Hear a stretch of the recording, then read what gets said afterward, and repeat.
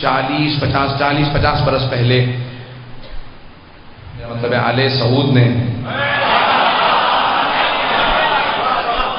ایک مرتبہ کہا کہ ہم قبر کو منتقل کرنا چاہتے ہیں حضرت عبداللہ کی. اب تمام میڈیا والے پہنچنا چاہتے تھے کہ کیا ہوگا، کیسا ہوگا، قبر کھودیں گے، کچھ کس طرح سے بے حرمتی نہ ہو. تو یہاں تک ہے کہ بہت سے لوگوں نے کہا کہ کفن موٹے کپڑے کا تھا، جو پرانا کپڑا ہوتا تھا. آپ کی ریش مبارک کے بال تک نہیں جھڑے تھے اور ویسے ہی وجیح و خوبصورت تھے. جیسا بتایا جاتا ہے کہ جناب عبداللہ سب سے زیادہ خوبصورت تھے، خاندان میں بہت خوبصورت تھے. تو قبر کو منتقل کرنے کے بعد بتایا نہیں گیا. لیکن انبیاء اور ائمہ علیہ السلام کی قبروں کو کھودنا گناہ کبیرہ میں سے ہے. اب یہ اسی کو سمجھایا جا سکتا ہے جس میں ایمان ہو. لیکن حضرت عبداللہ سے متعلق کے بھی 1400 سال بعد جب قبر مطہر کو کھولا گیا تو آپ کا چہرہ ویسا ہی نورانی تھا، ریش مبارک ویسی خوبصورت تھی جیسا تاریخ نے لکھا ہے کہ آپ وجیح تھے. جب چلتے تھے تو لوگ رک کے پوچھتے تھے یہ آسمان سے نازل ہوئے یا زمین کی مخلوق ہے. جس وجود کے اندر جناب حبیب خدا سے وابستگی ہو وہ ایسا ہو جاتا ہے. عزیزان گرامی، اجداد میں سب سے زیادہ خوبصورت جناب عبداللہ کے متعلق ملتا ہے کہ سب سے خاندان میں خوبصورت، پھر حضرت حمزہ، اور پھر بعد میں جس خاندان میں سب خوبصورت ہو. جملہ کہہ گیا، جہاں سب خوبصورت ہو. کہ خود صحابہ پوچھتے تھے یا رسول اللہ، آپ کہتے ہیں کہ کائنات میں سب سے خوبصورت یوسف گزرے تھے، ہم جب آپ کو دیکھتے ہیں تو جو مشرک بھی دیکھ کے جاتا ہے واپس آ کے پوچھتا ہے یہی محمد ہے؟ اتنے خوبصورت ہیں آپ. کہا اگر میرا بھائی یوسف بھی میرے ساتھ چلے تو لوگ اسے نہیں دیکھیں گے، مجھے دیکھیں گے. کہا یا رسول اللہ کیوں؟ کہا مجھ میں کشش زیادہ ہے، انا اجذب منہ، مجھ میں جذابیت، کشش زیادہ ہے، اٹریکشن زیادہ ہے. کہا کہ یا رسول اللہ پیغمبر اتنے خوبصورت، اور رسول اسلام نے فرمایا یا علی انت کا بدر الدجا، آپ کا چہرہ چودھری کے چاند جیسا. حبیب خدا نے فرمایا یا علی آپ کا چہرہ چودھری کے چاند کی مانند ہے. اور پھر پیغمبر اسلام نے امام حسن حسین کے نام رکھے حسن و حسین، جو نکلے ہی حسن سے ہے. حسن بھی حسن سے، حسین بھی حسن سے. سوچیں کتنے خوبصورت ہوں گے. جس گھر میں سب خوبصورت ہے وہاں ایک ایسی ہستی ہے جسے علی کہہ رہے ہاذا قمر بنی ہاشم.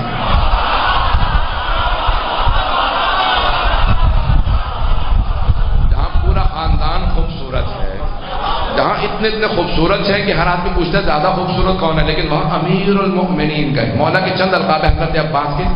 اگر 5 منٹ زحمت دوں گا حضرت عباس کہ چند ایسے القاب ہیں جو خود امیر المؤمنین نے دیے ہیں. کچھ ایسے القاب ہیں جو امام حسین علیہ السلام نے دیے ہیں، بعد والے ائمہ نے دیے القاب. لیکن کچھ ایسے القاب ہیں جو خود حضرت امیر نے جناب عباس کو دیے. ان میں سے پہلا ہے قمر بنی ہاشم. ہاں جب کسی نے کہا نا یا علی، کوئی بالکل آپ کے حلیے میں جیسے آپ امامہ باندھتے ہیں، آپ تحت الحنک نکالتے ہیں، اپنے چہرے کو چھپا کے جنگ کرتے ہیں. مولا سے کسی نے پوچھا تھا کہ آپ چہرہ ڈھانپ کیوں لیتے ہیں، صرف آنکھیں نظر آ رہی ہوتی.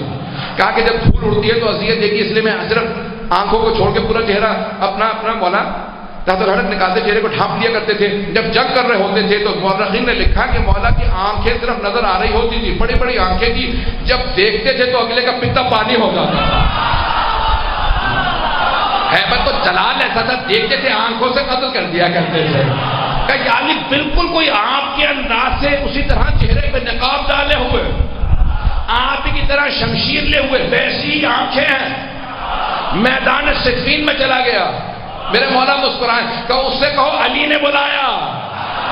جب واپس آئے تو دور سے آ رہے تھے. جناب عباس کی زلفیں بہت طویل تھی، سیاہ بال تھے، آنکھیں بہت خوبصورت تھی. تو ابھی چہرے پہ نقاب تھا، کچھ بال چہرے پہ رنگ گولا تھا. مولا نے دور سے دیکھے کہا ہاذا قمر بنی ہاشم، یہ بنی ہاشم کا قمر ہے، یہ بنی ہاشم کا چاند ہے. تو جناب امیر نے کہا قمر بنی ہاشم، اور باب الحوائج جو خود جناب امیر نے کہا. لقب یہ ہے جناب امیر. 4 باب الحوائج ہیں، لیکن حضرت کتاب کا نام ہے قمر بنی ہاشم. لکھنے والے ہیں عبداللہ شیخ علی ربانی خلخالی، 2 جلدوں میں کتاب ہے. انہوں نے القاب کی بحث کی ہے. وہ فرماتے ہیں باب الحوائج خود مولا نے کہا. حضرت عباس گھبرا تو نہیں رہے؟ فیضان گرامی، حضرت عباس جس وجود کے مالک ہیں کہ ہر امام نے ان کا نام لے کے تعریف کی ہے. اور میرا موضوع بھی اجداد ہے تو اس میں ماؤں سے متعلق ایک جملہ پیش کرتا ہوں. جو سب سے پربرکت، سب سے زیادہ باعظمت، سب سے زیادہ پاک دامن، سب سے زیادہ باتقوا بیویاں تھیں، اللہ نے انہی کا انتخاب کیا۔ حضرت سارہ نبی کی بیٹی ہیں، نبی کی زوجہ ہیں، نبی کی ماں ہیں، نبی کی بہن ہیں، لیکن اللہ نے کہا سارہ آپ سے ایک بیوی افضل ہے تقوی میں، نام ہے ہاجرہ، کیونکہ آپ سے افضل ہے۔ اب وہی اجداد رسالت مآب میں آئیں گی، ماؤں میں جب آئیں گی تو حضرت ہاجرہ، پتہ نہیں میں بات پہنچا پایا ہوں یا نہیں پہنچا پایا۔ اب سوچئے جناب ام البنین کا مقام کیا ہوگا۔ اب سوچئے کہ جناب امیر علیہ السلام سوال کریں، ارے مولا سے زیادہ کوئی دنیا میں جاننے والا تھا، یہ سوال کر کے مولا دنیا کو پیغام بھیجوا رہے ہیں۔ میں عقیل سے پوچھ کے تمہیں سمجھا رہا ہوں کہ سوچو مجھے کتنا شوق ہے کہ عباس جیسا وجود مقدس، وہ امیر المومنین جن کے حسن حسین جیسے بیٹے ہوں، وہ تہجد میں دعا مانگے پروردگارہ ایک ایسا بیٹا دے جو کربلا میں میری نمائندگی کر سکے۔ مجھ سے درخواست کی گئی تھی کہ چند جملے میں حضرت عباس سے متعلق پیش کر دوں، تو حضرت ام البنین نام فاطمہ ہے، میں پیش کروں گا، کچھ اور میرے ساتھ اگر ساتھ دیں گے۔ حضرت ام البنین کا نام بھی فاطمہ ہے، نام فاطمہ ہے۔ فاطمہ کے علاوہ خاندان بہت بڑا، حزام سردار تھے، بہت بڑے اپنے قبیلے کے، ان کی بیٹی ہیں حضرت ام البنین۔ ان کے بھائی ماموں اجداد بہت جنگجو شجاع تھے، دو چیزوں میں مشہور تھے، شجاعت میں اور وفاداری میں۔ تو جناب امیر علیہ السلام نے صرف اس لیے اظہار کیا تھا جناب عقیل سے تاکہ معلوم ہو جائے میں کن صفات کو دیکھ رہا ہوں آنے والے میں۔ کہا مجھے ایسا بیٹا چاہیے جو شجاع بھی ہو اور وفادار بھی ہو۔ دنیا میں جب بھی مثال دی جاتی ہے تو حضرت عباس ہی کی مثال دی جاتی ہے، تو کہا کہ ایسا بیٹا چاہیے جو وفادار۔ کہا پھر اس خاندان سے بہتر خاندان میں جب آئی نا جناب ام البنین، تو جناب امیر نے آواز دی کا فاطمہ، تو جناب ام البنین نے سنا، پھر بیوی کے بیٹوں کو اور بیٹیوں کو دیکھا، اور ایک مرتبہ جناب امیر سے درخواست کی، کہا مولا کچھ درخواست کر سکتی ہوں؟ کہا ام البنین کیا درخواست ہے، کیا بات ہے؟ کہا مولا مجھے آئندہ فاطمہ نہ کہیے گا۔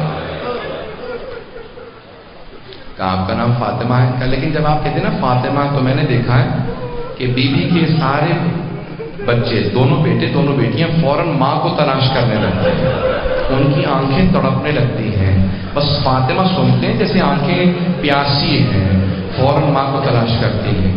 تو کہا مجھے فاطمہ نہ کہیے گا، تو میری درخواست ہے آپ سے۔ مولا نے کہا پھر آج سے میں آپ کو لقب دے رہا ہوں ام البنین۔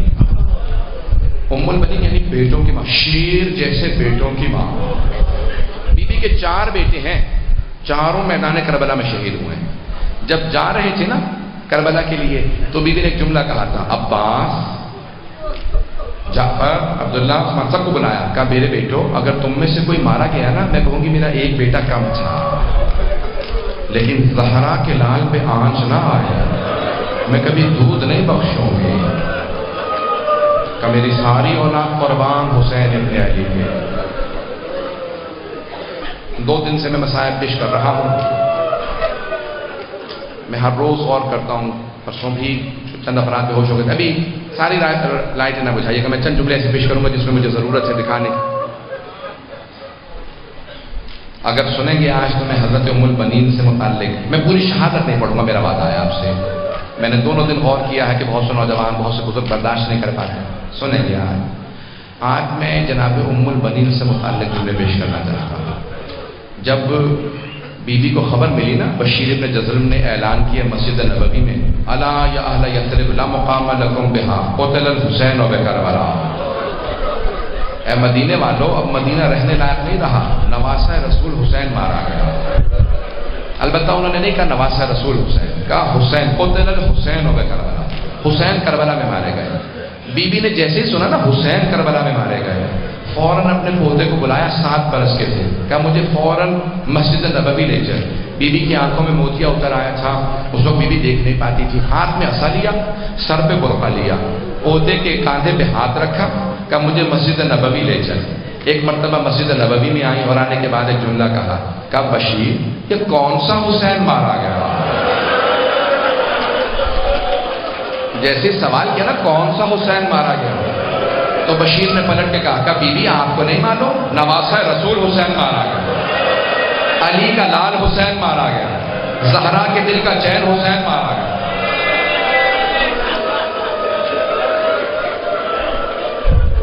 جملہ سننا تھا، جناب ام البنین سے رہا نہ گیا. کہا بشیر لیکن میں کیسے مانوں، عباس کے ہوتے ہوئے حسین مارا گیا. تو بشیر نے کہا نہیں بی بی آپ نے غلط سنا، پہلے عباس مارے گئے بعد میں حسین مارے گئے. اب بی بی سے رہا نہ گیا، فوراً کہا بشیر میں کیسے مانوں عباس جنگ نہ کر سکا. تو بشیر نے پلٹ کے کہا اگر دیکھ سکے میری طرف تو دیکھیے گا، میں نے اسی لیے کہا تھا کہ روشنی نہ بجھائیں، اگر جو دیکھ رہے ہیں وہ دیکھیں گے مجھے، ہاں جوڑ کے کہہ رہا ہوں میری طرف دیکھیے گا. ایک مرتبہ بشیر نے کہا، جب کہا نا بی بی نے کہ کیا عباس جنگ نہ کر سکا، کہا بی بی جب عباس کے سر کے پشت میں گرز لگا نا، لوہے کا گرز تھا، وہ گھوڑے کی دین پہ سنبھل نہیں سکا، زمین پہ گر گیا. جیسے کہا نا کہ زمین پہ گر گیا. ابھی بھی بی بی نہیں روئی. کہا بشیر تو عباس کو جانتا نہیں ہوگا، میں عباس کی ماں ہوں. عباس شیر تھا، عباس علی کا بیٹا تھا، ممکن ہی نہیں ہے عباس گرز کا وار نہ روک سکے. بشیر عباس جو ہے کہ گرز کو 2 انگلیوں سے پھینکتا تھا، میں نہیں مان سکتی کہ عباس گرز کو نہ روک سکا. جب کہا نا کہ گرز کے بعد، تو ایک مرتبہ بشیر نے جواب دیا، کہا بی بی جب عباس کے سر میں گرز لگا ان کے بازو نے اجروں کو ملا، اجروں کو ملا. جہاں تک آواز آج سب جب قرصہ دیں گے نا 3 بیویوں کو قرصہ دیجیے گا. پہلی جناب ام البنین ماں کو قرصہ دیجیے گا بیٹے کا. دوسری بیوی جناب زینب کبریٰ، بیوی کو بڑی محبت تھی حضرت عباس. اور تیسری جناب سکینہ بنت. اب جملہ میں پیش کر رہا ہوں اگر برداشت کر پائے. کیا کہا جناب ام البنین نے؟ ایک مرتبہ جب سنا نا کہ جناب عباس کے بازو نہیں تھے، بیوی کا عصا ہاتھ سے چھوٹ گیا، بیوی زمین پہ بیٹھ گئی، بلند آواز سے روتی جاتی تھی، کہتی جاتی واہ عباسا، واہ مظلوما، واہ غربتا. بلند آواز سے رو رہی، بیوی چیخیں مار مار کے رونے لگی. اب بشیر سے رہا نہ گیا. کہا بیوی کیا بات ہے، آپ سے برداشت نہیں ہوئی بیٹے کی شہادت؟ کہا نہیں بشیر لیکن تو نے میرا کلیجہ چھلنے کر دیا. بشیر میرے سارے بیٹے حسین کا قربان، مجھے اس بات کا اتنا افسوس نہیں لیکن ایک بات کا بہت افسوس ہے. بیوی کس بات نے رلا دیا؟ کہا بشیر جب کوئی شہ سوار گرتا ہے نا وہ ہاتھوں کا سہارا لیتا. بشیر تو کہہ رہا جب میرا بیٹا گرا اس کے بازو نہیں تھے. بشیر میں سوچ یہ رہی تھی جس بات نے مجھے رلایا، جب میرا بیٹا گرا ہوگا اس کا چہرہ پہلے لگا تھا یا اس کا سینہ لگا.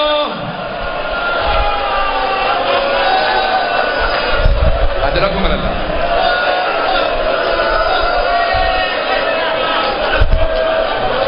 میں بھی مسائل پڑھوں گا. کوئی بخل نہ کرے آج کوئی بخل نہ کرے.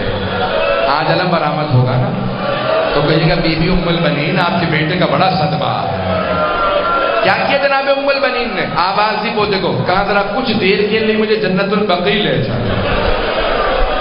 سنیں گے جیسی بی بی جنت البقیع آئی نا ایک قبر کی پائنتی میں بیٹھ گئی. کہا بی بی میرے عباس کو معاف کر دیجیے. بی بی میرے عباس نے بے وفائی نہیں کی تھی. بی بی پہلے میرا عباس مارا گیا، بعد میں آپ کا حسین مارا گیا. بی بی لیکن آپ کو آپ کے حسین کا پرسہ دینے آئی اور معافی مانگنے آئی ہوں. آپ کی بیٹیوں کا پردہ نہیں بچا کیونکہ میرا عباس نہیں رہا تھا.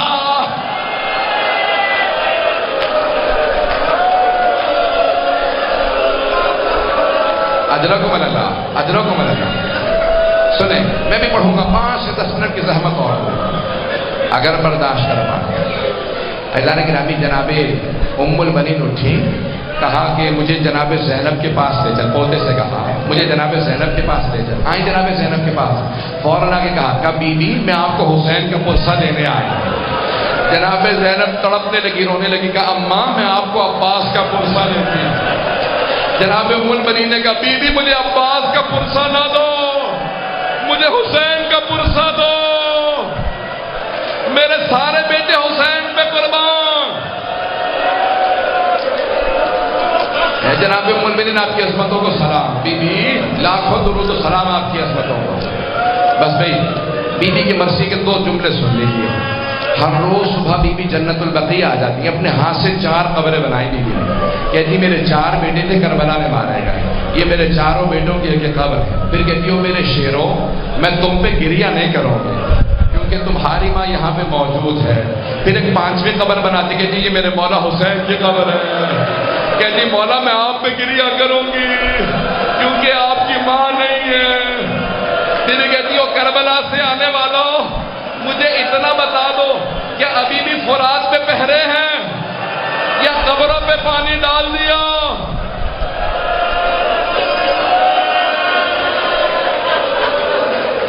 بس بھائی تمام کر رہا ہوں، چند جملے سن لیجیے، چند جملوں کے زحمت۔ ایک بہت بڑے عالم تھے، کربلا میں مجلس پڑھ رہے تھے، مجلس پڑھتے پڑھتے انہوں نے یہ روایت پڑھ دی، اور روایت ہے کہ جب جناب عباس کے دونوں بازو قلم ہو گئے تو عمر ساتھ نے کہا کوئی آگے بڑھو، عباس کو مار دو۔ کہا نہیں یہ شیر ہے، ہم سے کوئی آگے نہیں جا سکتا۔ کہا پھر کیسے ماریں گے؟ کہ جتنے تیر انداز ہیں سب کو بلا دو۔ کہ جناب عباس ابھی بھی سوار تھے، بازو نہیں تھے، ان سب نے تیر لگائے اور چلانے لگے، پورے جسم میں تیر پیوست ہو گئے، سینے میں تیر تھے۔ جب تیر لگ رہے تھے، دیکھیے گا جب تیر مار رہے تھے نا تو اچانک وہ روایت پڑھتی کہ ایک تیر جناب عباس کی داہنی آنکھ میں لگ گیا، داہنی آنکھ میں تیر لگ گیا جناب عباس کی۔ یہ جملہ کہا امام حسین کے حرم میں نماز پڑھاتے تھے آیت اللہ یہ شیخ یحییٰ یثربی، وہ بے ہوش ہو کے گر گئے۔ جب ہوش میں آئے کہ بلاؤ اس عالم کو، بلاؤ اس ذاکر کو۔ کہا کیوں روایت پڑھی؟ کہا آگا کتابوں میں ہے، کہا آئندہ نہ پڑھنا، میں تو بے ہوش ہو گیا تھا، اگر کوئی کمزور دل کا ہوگا وہ مر جائے گا، آئندہ نہ پڑھنا یہ روایت۔ لیکن آیت اللہ یحییٰ یثربی کہتے ہیں میں اٹھا اور حرم حضرت عباس میں گیا کہ مولا مجھے معاف کر دیجیے گا، میں نے آپ کے ذاکر کو مسائل پڑھنے سے منع کر دیا، لیکن مولا مجھے پتہ نہیں روایت مستند ہے یا ضعیف ہے، پتہ نہیں آپ کے تیر لگا تھا نہیں لگا تھا۔ آیت اللہ یحییٰ یثربی کہتے میں اس رات گھر گیا، میں نے خواب میں حضرت عباس کو دیکھا۔ کہو شیخ تو نے کیوں روکا میرے ذاکر کو؟ کہ مولا مجھے پتہ نہیں آپ کے تیر لگا تھا نہیں۔ کہ میرے رونے والوں سے کہنا میری دائیں آنکھ میں تیر لگا تھا۔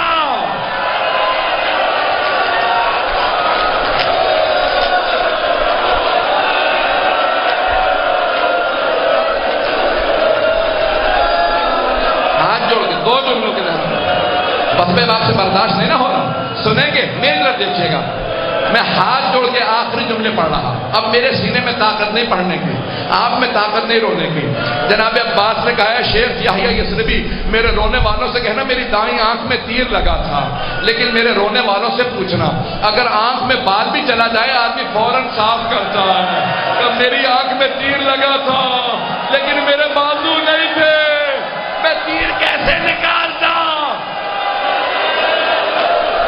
کیا میرا بازو نہیں تھے؟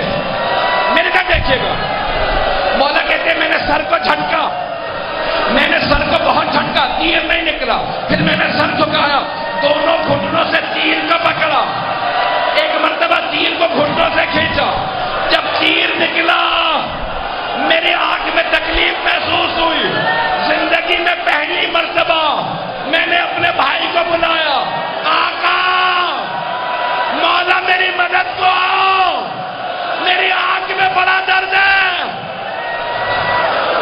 وَسَيَعْلَمُ الَّذِينَ ظَلَمُوا أَيَّ مُنقَلَبٍ يَنقَلِبُونَ۔ بس بھائی علم برآمد ہو گیا، میں صرف ایک جملہ کہوں گا، جب بھی باب الحوائج کو واسطہ دیں گے تو مولا کے 2 واسطے بلکہ 3 واسطے، ایک تو ان کی ماں کا واسطہ، جناب عباس کو ماں سے بڑی محبت تھی. اگر دعا پوری نہ ہو کہ مولا آپ کو آپ کی ماں کا واسطہ ہماری دعا کو رد نہ کیجیے گا. آج سارے ظہور امام زمانہ کی دعا مانگیے گا. دوسرا کس کا بہت زیادہ مولا کو پاس تھا؟ جناب زینب کا. لیکن تیسرا پاس کس کا تھا؟ میں جس جملے کے ساتھ آپ کو زیارت کے لیے کہوں گا، جب میں مکمل کر تو سب کھڑے ہو جائیں گے، زیارت کر لیجیے گا. کس کا پاس تھا؟ 3.5 برس کی بچی. جب مولا حسین علم لے کے واپس آئے تھے نا جناب عباس کا، تو بیوی نے سوال کیا، بابا آپ علم کیوں لے کے آئے؟ میرے چچا عباس کہاں؟ تو مولا نے نہیں بتایا، شہادت ہو گئی. کہا بیٹی وہ فرات کے کنارے سو گئے. جب شام غریبہ آئی نا اور شبر نے بیوی کو تماچا مارا، بیوی نے فوراً فراق کا رخ کیا.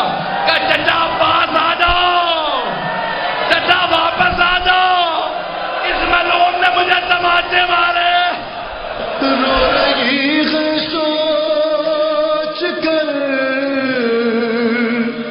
رو رہی ہے سوچ کر، ام البنی یہ آج بھی رو رہی ہے سوچ کر، رو رہی ہے سوچ کر، ام البنی یہ آج بھی اصغر بشیر جیسی قبر ہے عباس کی. اصغر